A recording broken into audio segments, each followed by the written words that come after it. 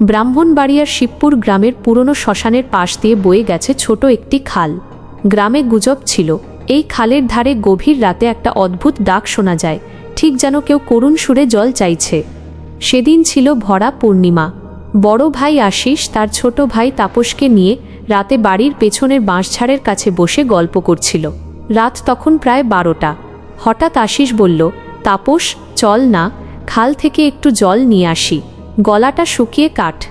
তাপস একটু ইতস্তত করল, এখন এত রাতে? আশিস মুচকি হেসে বলল, আরে ভয় পাস কেন, আমি তো আছি।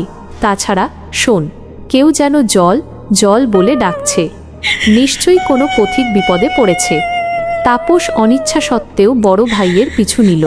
তারা যখন খালের একেবারে কিনারে পৌঁছাল তখন আশিস অন্ধকারে হাঁটু গেড়ে বসে পড়ল। এই নে তাপস, আশিস চাপা স্বরে বলল, তোর হাত পাত, আমি তোকে জল দিচ্ছি। তাপস হাত পাততেই আশিস খালের থকথকে কালো জল তুলে তার হাতের তালুতে ঢেলে দিল। জলটা হাতের চামড়া স্পর্শ করতেই তাপসের গা শিউরে উঠল। জলটা ছিল বরফের মতো ঠান্ডা, কিন্তু তাতে তীব্র পচা গন্ধ। তাপস চমকে বলল, দাদা, এটা কি ধরনের জল? আশিস কোনো উত্তর দিল না। সে ধীরে সুস্থে উঠে দাঁড়াল। পূর্ণিমার আলোয় তাপস দেখতে পেল আশিসের চোখ দুটোয় কোনো মণি নেই, দুটো চোখের কোটরই কেবল গভীর কালো গহ্বর, আর তার মুখে লেগে আছে এক বিভৎস ঠান্ডা হাসি। তাপস আতঙ্কে চিৎকার করে পেছাতে গেল।